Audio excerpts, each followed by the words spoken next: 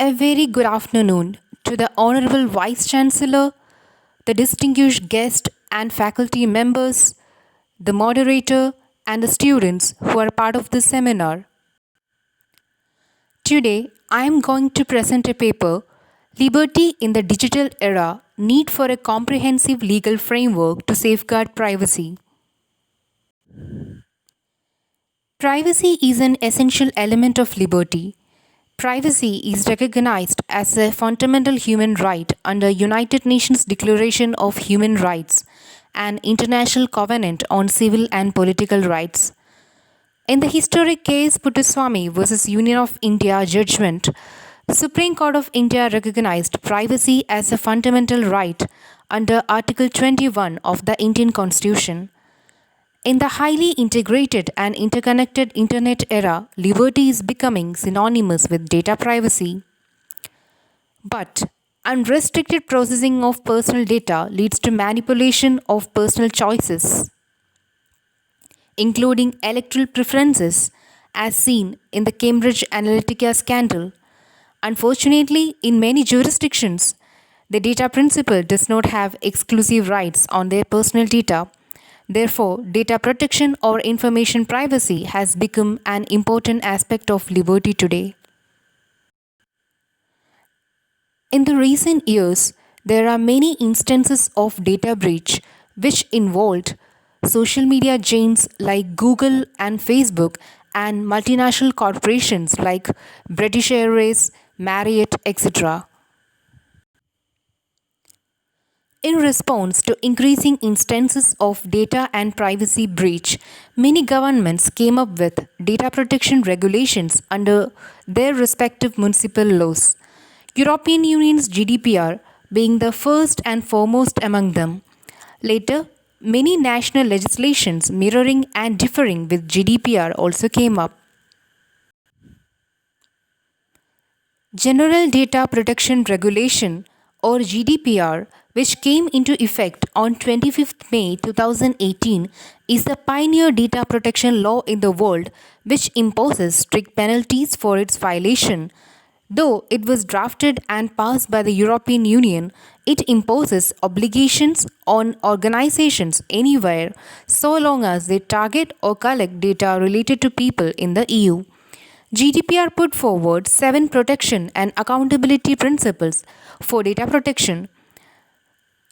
They are lawfulness, fairness, and transparency, followed by purpose limitation, followed by data minimization, accuracy, storage limitation, integrity and confidentiality, and finally, accountability.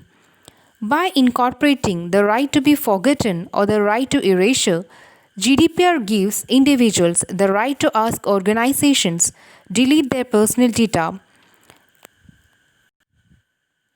GDPR governs how personal data must be collected, processed, and erased.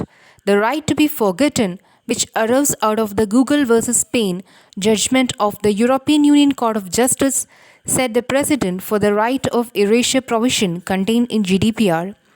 An individual has a right to have their personal data erased if the personal data is no longer necessary for the purpose an organization originally collected or processed it, or an organization is relying on an individual's consent as a lawful basis for processing the data and that individual withdraws their consent, or an organization is relying on legitimate interest as its justification for processing an individual's data, the individual objects to this processing, and there is no overriding legitimate interest for the organization to continue with the processing. An organization is processing personal data for direct marketing purposes and individual objects to this processing. An organization processed an individual's personal data unlawfully, or an organization must erase personal data in order to comply with a legal ruling or obligation, or an organization has processed a child's personal data to offer their information to society services. However, if the data is being used to exercise the right to freedom of expression and information, or the data is being used to comply with a legal ruling or an obligation, then an organization's right to process someone's data might override their right to be forgotten. Let's discuss India's Personal Data Protection Bill. The bill provides a legal framework for the collection, use, storage, and transfer of personal data. Apart from creating a set of rights and responsibilities for the processing of personal data, the bill proposes to create a data protection authority for making regulations and enforcing the legal standards. The bill makes consent the centerpiece of the proposed data protection framework. It proposes that personal data should only be processed on the basis of free, informed, and specific consent, with provisions that allow such consent to be withdrawn. Any data processing without such consent would be a violation and could result in penalties. The bill provides exemptions from the requirements of notice and consent in certain situations, such as performance of state functions authorized by law or delivering medical or health services during emergencies or epidemics and providing services during disasters or the breakdown of public order. It also contains exemptions from the requirement for purpose related to employment. The bill also provides exemptions in terms of reasonable purpose like whistleblowing, mergers and acquisitions, credit scoring, and the operation of search engines. Let's look into the California Consumer Privacy Act. California Consumer Privacy Act applies to every company in the world if they collect personal data of California residents and they or their parent company or a subsidiary exceed at least one of the three thresholds: annual gross revenues of at least $25 million, obtains personal information of at least 50,000 California residents, households, or devices per year, or at least 50% of their annual revenue is generated from selling California residents' personal data. CCPA requirements are not as extensive as the GDPR cookie consent obligations. Unlike many other consumer data protection regulations, CCPA does not require obtaining prior consent for collecting and processing users' personal data. The CCPA does not prevent the data collectors from selling users' data, but it obliges them to allow the users to opt out of their personal information being used for a business purpose. This means that a "Do Not Sell My Personal Information" link needs to be included on the website's homepage to comply with CCPA. Now let's look at the Brazilian law LGPD. The LGPD takes a broad multi-sectoral approach applying to both public and private organizations and businesses operating online and offline. The LGPD applies to any legal entity regardless of their location in the world that processes personal data in Brazil, processes personal data that was collected in Brazil, or processes personal data to offer or provide goods or services in Brazil. Thus, like the GDPR, LGDP has an extraterritorial impact. Similar to GDPR, an organization must have a valid basis for processing personal data.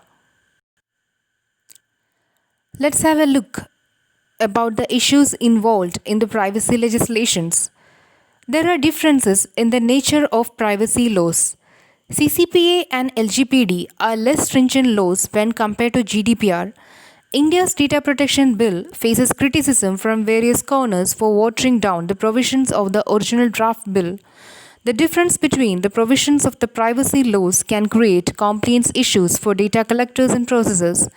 A mechanism should be developed under public international law to avoid conflict of compliance laws.